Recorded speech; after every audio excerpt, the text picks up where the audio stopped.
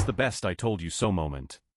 Story 1. I was in freight. I delivered a pallet that was supposed to have 750 pieces. It looked a little short, so I asked the customer to count it. He refused 3 times after I explained to him if it was short they're going to deny your claim. He said don't worry. I said okay, noted it on the paperwork that he refused to count. He signed it. 2 weeks later he called the customer service rep to report a shortage, make a claim. The customer service rep called me, asked did I remember it. I said yep, read the notes. She said oh, he refused to count it, claim denied. Thanks bye. Story 2. Ex-boss, who I was not fond of, had a vehicle he wanted to sell. He met someone who wanted to make payments on it, use private party but take possession when they made the first payment. I told him not to do it. I said it was almost certain they will crash the car, and then just stop paying, and be left with a damaged car and no money. He told me I was dumb and went ahead with the deal. Okay, whatever you say. For a couple months things were good and he was pretty smug. Then he comes in one day and tells me to research what happens if the above scenario happens. And the car was in a tow yard collecting fees. He wanted to know if he was responsible for the fees. I didn't even look up. Yup, if you want the car back you are. In the late 80s, I worked for my mill as a regional manager of her business. I worked very long hours for 500 WK. At some point, I told her that I deserved a raise. She asked me how much I thought that I deserved and I replied that she couldn't replace me for less than 1000 WA. She responded that she was sure that she could, so I said fine, show me. She had trouble finding someone and finally had to pay the 1000. But after 2 weeks, he was totally incapable of doing what I did, so she had to split it into 2 regions and hire a second guy at 1000 WK.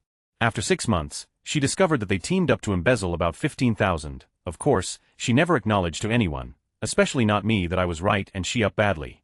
Story 3. Working at a tire shop. Customer bring in a Land Rover Range Rover with air suspension for a set of tires. I watch the tire changers start to set their little scissor lift under the frame to pick it up and I go over and stop them. I tell them that they should take it down to the second drive-on rack and use the swing jacks under the axles or else they're going to blow out the suspension. The assistant manager overhears this and comes out into the shop saying that I just called Land Rover and they said that to turn off the air ride all you have to do is open the rear hatch and turn the hazard lights on. Just pick it up where it is and get on with it. The customer's waiting. At that point I said, well, you heard the man, I'm going to go back down by my toolbox. Holler if you need me. About a minute and a half later, what sounds like a shotgun blast is heard throughout the shop. They lifted the truck by the frame and blew out all 4 suspension airbags, just like I said would happen. They eventually wound up putting it on the drive-on lift and using the swing jacks, just like I told them to do. Then the customer got to drive all the way from Manassas, Virginia to Alexandria, Virginia on the bump stops where the shop I was working for paid $6,000 for a set of used suspension airbags to be installed. God forbid the guy who's actually worked on Land Rovers before might know what he's talking about. Even if I had only been at that particular shop for 3 days, at least they started listening to me when I told them stuff. Story 4. When I was in high school 15 years ago during a basketball game, the coach pulled me out and berated me for not boxing out the opponent for a rebound. I did box her out and I knew it, so I talked back to him. We really got into it. That really ticked him off, so I didn't go back in the rest of the game. The next Monday at school he pulled me into his office and said he watched the game film over the weekend and apologized because I did indeed box her out. Story 5. Booked a flight to Bangkok with a canceling insurance. And almost all of my friends laughed. WHYD I spend extra money on such thing. They weren't laughing. March 2020. Story 6. When I was waitressing in college, I got seated a man and a woman together for lunch. When I asked what they wanted to drink, the woman put down the drink menu, sighed and said just a water. The man ignored me and said something like and another thing, complaining about something loudly. He was switching from English into Spanish and back and I just zoned out for about 30 seconds, until I asked if I should give them a minute to decide. Dude turns to me like he's just seeing me. I was 21, with a tanning bed tan and color and blonde hair. I also worked a double the day before. He smirks and says to the woman, this is what I'm talking about. Look at her. I bet she doesn't know one question off the test and she was born here. Why should I learn it? The woman apologizes and explains they just come from taking the US naturalization test and they would both have waters. I grab their waters and they are still arguing when I come back. I set the drinks down and turn to walk away when the man says hold on. To his friend he says no, I want to prove a point. He then turns to me and asks, do you think you could pass the test to be a naturalized citizen? I said probably, but I know that ID love to take their order for them. Guy wasn't happy. Anyway, I get it. Tests are annoying, but he's wired into it by now and finally stands up upset and says fine, say the preamble to the Constitution. Fellow Americans who had an insane social studies teacher in 8th grade who made you memorize the preamble to pass their class, stressed about it and thought they'd never make it to high school, this one is for you. I hadn't thought of the preamble since then probably, but baby, my public school middle school 8th grade teacher was right, y'all. I would need to know this important information later in life. It was my time to shine. I preamble the absolute out of that preamble. The preamble was preambling. Didn't even have to Schoolhouse Rock sing it. It was like those 52 words were now a part of my DNA. I also stood up straight and stared off at attention to nothing, which I'm sure added to this pinnacle of my college career. The woman clapped when I was done. The man sat down hard and turned away from me. I then looked back at them and said, now, can I please take your order? It was perfect. A bald eagle landed on my shoulder. Uncle Sam cried. Okay, no, but the woman said screw it and ordered beer and pizza while he sat angry and silent. I got 20 tip and the privilege of sharing this important information learned in school. Also on par with, but not quite as important as mitochondria being the powerhouse of the cell, it was a good day. Story 7 as a teacher, telling the head principal at my school that the way they were abusing the alternate assessment program to boost standardized test scores was not just a huge burden on teachers, but also illegal and likely to attract the scrutiny of the State Department of Education. He handed me a shitty assignment for the next year, I quit, and he ended up having to take that assignment teaching 16 kids with emotional disorders across 3 grade levels in one classroom for the first month and a half of the school year BC. They couldn't find anybody to take my place. I heard later that year that they came down hard on him for the scheme head concocted and ended up shutting down the alternative assessment program altogether. Told you so, DL. Story 8 When I was 13 years old, I found out my brother was selling drugs out of my parents' house. He used to tell them he was giving away McDonald's coupons that he got from working the drive-thru. We lived in a very nice neighborhood and I knew the influx of cars would attract police attention. After asking him to stop several times, I finally caved and told my parents. I was literally in tears because I felt guilty snitching on him but felt like I had no other choice because he was going to ruin his life. When I told my parents, they accused me of being jealous of him for having better grades in school and called me a liar. He was able to continue on for 2 years before finally getting caught. Our home was raided and he was on the 5 o'clock news that evening. My mother watched and sobbed and I couldn't help but say I told you so. What could have been an easy conversation ended in federal charges and several $100,000 in lawyer fees. Story 9 Family friend's truck was making a grinding noise from the brakes. Told him to drive something else to go hunting. Got a call the next day because he drove it 2 hours and then his brakes stopped working. He ended up needing calipers on top of the pads and rotors he would have originally needed. Story 10 My dad had a rule that if he worked on the car we had to be with him, use the manual and help. He gave me the manual. The manual said it was the relay. I told him that. He said I read it wrong and didn't follow the if this then this correctly. We replaced the battery. It didn't start. We replaced the starter. It didn't work. We replaced alternator. It didn't work. We went to the repair shop. They replaced the relay. It worked. I loved my dad. I knew a bit more about cars and other household stuff than most girls, but Mom and I still have a laugh over that story, and in the clutch, which is a whole other story. Story 11 My roommate at the time always refused to take his keys whenever he left the house despite me telling him not to do that, relying on the fact that I always had mine. Our shifts ended around the same time, so we would usually come home together. One day whilst we were both out, I had to go back to my parents' house, which was a couple hours away. As I was pulling up to their drive, I get a call from him, stranded in the rain, outside our place without his keys. I told him that I wouldn't be returning until tomorrow and that there was nothing I could do. He ended up staying over at one of our friends' houses, but since then he's never left the house without his keys. Story 12 I was a contractor managing stormwater ponds. Happy to field questions on the topic. Cattails are usually bad, because they grow so aggressively they'll clog inflow-outflow pipes and take up the flood storage volume. Also often are a monoculture with little ecological value. I had a manager I supervised who kept saying, we don't have to sub that out to some company. I can rent an excavator and get all the cattails out, roots and all. He was a sketchy mechanic sort of character, always had a MacGyver solution, always was double dipping with work equipment. I finally approved his scheme to rent a Mini X. Guess who gets a Tim? I up FaceTime 15 minutes later, me. I drive across the state to get on site and see he submerged the excavator in the pond and ran it so water sucked up the intake. We had to daisy chain 2 F350s to the tow truck to tow the thing 6 feet. He ended up buying it from the rental place, and repairing it, and flipping it. Story 13 When my younger brother fell through the ice while crossing a creek when we were kids around 11 and 9, it was only slightly higher than knee-deep on us and slow-moving, so not a high risk of drowning. However, a very uncomfortable 12-mile walk back to the house in 45 weather. I told him the ice was too thin to cross there, and we could cross maybe 300 up steam where it was ankle-deep water that was still frozen pretty solid, but I wasn't the boss of him. For steps later and he's up to his armpits because he landed on his but on the creek bed. What made it better was the entire whining walk home. He thought he would be in big trouble with my mom. However, one look at the waddling, pitiful mess, and Mom broke out in laughter as she helped him out of the clothes. It gets funnier. He was mad that she wasn't mad, and was shouting about how it's not funny and why isn't he in trouble, isn't he grounded or something, which leads to Mom running out of breath because she's laughing so hard now. He ends up storming to his room without being sent there. Story 14 Told X I was passing a kidney stone and needed to go to the ER urgent care. She told me to it up, and that it was just a bit of man flu. Despite the pain, my anger had me drive her and myself to the urgent care, get a CT scan and have the doctor tell me that it was a 5 mm kidney stone halfway to my bladder. The look on her face when he confirmed that I was right was worth the pain and agony. Story 15 I told my ex-wife's new husband that she was a cheater and would do it to him. He said she wouldn't. Forward 5 years. And they're divorced. He tells me she cheated several times for long periods. He tells me he wished he'd listened. Story 16 One time my mom and I were at Walmart and we spotted this woman who looked a lot like my aunt returning a TV. She told me to go get her attention and I said no, that's not my aunt. She said I know my sister and proceeded to yell hey fat woman, and this woman turned and glared. Story 17 I started following when COVID started up in China. It was various stories coming out in bits and pieces, but if you were paying attention then you knew something bad was up. This was early to mid-January. I started telling friends and family about it and saying they needed to start paying attention. They mostly thought I was being dramatic. Then when Italy shut down they all started to notice. Story 18. When I lived in New Orleans I knew this insufferably pretentious goth chick from Ohio or someplace who was absolutely incapable of admitting she wasn't omniscient. She was fixing herself lunch and started blanketing it with cayenne pepper, and I warned her to watch out, since it really is spicy. She rolled her eyes at me, added a bunch more, took one bite, ran into the bathroom too, and didn't talk to anyone for like 2 days. Story 19. I warned my partner that I neither liked nor trusted a friend colleague of his, and gave a detailed list of things that said friend had said or did that rang my alarm bells regarding his arrogance and trustworthiness. My partner brushed it off saying I'm too sensitive and slightly biased.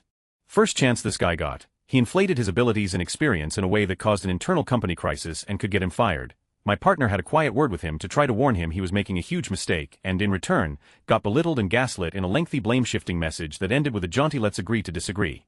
When are we going for beers? The best part for me was, I didn't even have to say I told you so because my partner was stomping around going what an absolute. You were right all along and I should have listened to you. Story 20. When I was 14 I fell down a flight of stairs and messed up my knee badly enough that I had to have surgery on it. It was a day surgery, and when I came out of anesthesia I found myself groggy and sick to my stomach. The attending nurse needed to get me up and ready to leave, but I really didn't feel well. So she's insisting that I sit up, and in protesting saying that if I move I will vomit. She made me sit up, telling me you want vomit. I promptly puked all over her. Story 21. Dad was setting up one of those CRT rear projection TVs in the living room. I knew that the cable wasn't coming through since he had the wrong channel on, so I went up to tell him and he started to yell at me to get out of the living room. I came back an hour later to see him still struggling with it. I walked up, changed the channel and walked away. He was really mad that I got it to work. Story 22. This one happened recently. My dog has been chewing through his leash, and it was on the literal edge of breaking. I told my mom not to use that leash even though it's retractable, because it's gonna break. I've been using the short thick leash, not retractable, because it's harder for the dog to chew through. My mom used the leash and guess what happened? It snapped. My mom had to close the gate once he got to the backyard. They were at the front, and I had to go outside in my fluffy pajamas to catch the dog. It rained outside recently, so the place was wet. Luckily, he didn't run out into the street, and it was at night. Story 23. One time when my kids were little, I took them apple picking and then stopped at the supermarket with them to pick up a few things. My daughter was still working on an apple when we got in line to pay. A woman behind me said, I hope she's enjoying that apple, because all of us other customers are paying for it. I said, excuse me, and she said, when you steal the rest of us are paying for it. I told her that we'd just come from apple picking, and she made a face indicating that I was full of it. I paid, went out to my car, and got the kids buckled in. As I was loading the groceries in the trunk, this same woman came out. She was parked right next to us. I pulled a bag of apples out of the trunk to show her and said, here you go, I want you to appreciate what you just made of yourself. Story 24. This is a bit of a silly one, but my brother was in a long-distance relationship with a girl from America, and the first time he flew out to see her I jokingly told him that if he didn't impress the Americans then they would throw him in the Thunderdome. He just laughed and told me that there was no such thing as a Thunderdome. Anyway, he flies out and her town just happens to have an event called the Thunderdome. I rubbed that in his face for weeks after he came back. Story 25. I was working in a factory that had very large pieces of machinery with large gearboxes, about the size of one of those smart cars. I noticed during my shift that while idling one of the machines had a small spike in current draw. Every revolution of the motor idle was about 15 revolutions per minute, so you could see it on the monitors. I put a screwdriver up against the gearbox casing and listened to it. It's a half-ass stethoscope, and could hear something sticking and then popping free as it turned. I told the supervisor that a bearing was right on the point of failure and we needed to shut it down immediately for maintenance. He ignored my warning and proceeded to queue up a job for the night shift running at 80 max load for 9 hours. I shrugged and went home. At about 2 a.m. the gearbox failed catastrophically, causing what the crew reported as a small earthquake as the entire building shook. I turned up for my next shift, and once they explained what happened I just looked at the supervisor and said told you so. The machine was down for nearly a year and a new gearbox had to be custom fabricated and imported from Italy because they didn't want a couple of days downtime for preventative maintenance. Story 26. Told a gal that her guy best friend was just lurking and waiting for his chance. She didn't believe me. She was at a low point from a breakup and sure enough he made a move. Story 27. My little brother and me were biking to the store, and he told me he wanted to try to cross his arms and grab the steering wheel like that. I strongly advised against it. He still did it and we added band-aids to the list of things we had to buy. Story 28. I don't know about my best, but here is one most of us can relate to right now. I predicted that the company I work for would start laying off people because they are too brazen and borrow a ton of money to grow the company. The company is totally LMAO. They have a stupid, unreasonable target, unhappy, talented employees, and they are going to get burned so bad unless they sell the company to another fish. Not even kidding, if like 2 people quit the whole company will have a domino effect of burnout and collapse. I wouldn't be shocked if it only took one. Investment firms. They take good businesses and them over to make a profit at the expense of everyone else involved. No morality, no empathy. This is why employees need to stick together. We make the company, not them. They will lay off their best employees to save money, only to find out the hard way that they made them the money to begin with. Discuss your salary, set boundaries together. Loyalty goes both ways. If they are kicking out people and not rewarding their most loyal, then they don't deserve loyalty from you. Period. It really sucks when you like working for a company and slowly see it become everything it said it wouldn't be when you joined. My brother inherited a house and decided to sell it to his friend. I told him it's important to make sure his friend goes through a bank, gets a loan, mortgage, all the normal things you would do when selling a house to a stranger. Nope, because it was his friend. He just signed a quitclaim and had a handshake deal with a guy to pay monthly for 30 years. Guess who died a couple years later, and whose wife conveniently forgot the handshake deal? Friend's wife has a nice free house now. Story 29. I had a coworker, we'll call her Tina, who proudly stated that she had been drug-free for 6 months, but her boyfriend who lived in their car was still using. She lived in an apartment by herself, but this guy had broken into her place several times looking for stuff to sell for drug money. Another coworker and her boyfriend had been hanging out with Tina. They grew close and offered to let her live with them. I told them that was a bad idea because she hadn't been clean that long, and if her was shady enough to break into her place, what would stop him from breaking into theirs? Their lease was up in just over a month, but they had a new place a couple towns over. They told Tina she could stay there by herself until the lease was up and she'd have to move out by then. They came back to their old place a month later to see that Tina had gotten back with her ex, started using again, and had robbed them blind. Found all this out from another coworker, and when I asked why they were telling me and not our friends, their response was they were too embarrassed to admit that you were right. Story 30. I apologize in advance for the length of my story. I worked for a major printer company. I was project manager setting up a direct ship to the customer in the US process from our manufacturing plant in Mexico. Think NAFTA. 3 months into my project, our sister division decides to do the exact same thing. I go to their meetings so we can collaborate and work through all the legal hoops required to cross the border. 6 weeks of meetings and the sister division is still all hype and discussing all the savings. They are severely annoyed by me with all my detail questions, so I tell my director 2 levels above me that these meetings are wasting my time and I'm just going to focus on my own project. 5 months later, sister division starts shipping 30 trucks per day and I'm still a month away from my first truck shipment. My director calls me in and berates me for lollygagging and being inefficient. I tell him that I'm not sure how the sister division was able to get all the government approvals and US customs clearances aligned so quickly, and my project was actually going to be about 3 weeks late. Did not go over well. About 6 weeks after our conversation, I ship my first truck and it gets stuck in customs. It took 3 days and 100 phone calls and a small mountain of paperwork to clear it, but it then went on to the various customers. We then started shipping 3 trucks per day with minimal delays. A week later, and it's running like clockwork. Turns out the sister division stopped their shipping after 150 trucks were stuck at the border and several $1 million worth of printers were not going to customers. It took 7 months before they cleared their first truck and cost them roughly $5 million to recover, and they had a lot of pissed off customers. My project saved us about $500,000 by the end of the year and about $3 million per year going forward. A few weeks into our success, I went back to my director and just said that the reason why my project took so long was because we knew what we were doing and we did it right. He quietly agreed. Story 31. Body shop manager was writing estimates on vehicles, ordering parts, and letting the customer take the vehicle to return at a later date. I don't like pre-ordering parts because there are too many risks. This went on for months while pre-ordered parts were piling up. I kept bringing it up to our GM and the body shop manager, telling him many of these parts had been sitting there so long they were beyond their return window. They didn't care, basically telling me not to worry about it. Flash forward a few more months and the body shop manager quit. New body shop manager starts calling these customers to get them to come in. Many had their vehicles repaired elsewhere due to us never getting back with them. Some were involved in another wreck totaling them. Some were traded in or sold. Body shop had to write off tens of thousands of dollars. Should have listened to me in the first place. Story 32. When my dad was at my first place for the first time, he was busy doing things and took off his outer layer. When he came in, I asked him if he wanted his hoodie, but he declined and sat down. Not 10 minutes later, he complained that he was cold and told me to turn the heat up. I was laughing so hard I could barely get the words out, but I told him to put his sweatshirt back on. That was very satisfying. Story 33. My boss didn't believe me that someone on my team was charging hours he wasn't actually working in the time right after COVID peaked and things shifted to WFH. She accused me of micromanaging and I just needed to trust him, so I did, while monitoring how often he was logging into work. When she realized he was working at most 4 hours a week and taking over a month to implement a one-line code change, they finally acknowledged I was right and took action. Story 34. I worked for a company that took private school students hiking and adventuring for short 3 to 5 day experiences. We hired a guy that had extensive outdoor experience to join the team. From when he started I got a vibe that this guy does whatever he wants and all on his schedule, and that everyone else should consider themselves lucky that they get to work with him. I started to notice him cutting corners and doing a few things that I would consider unsafe, especially since we weren't just adventuring solo.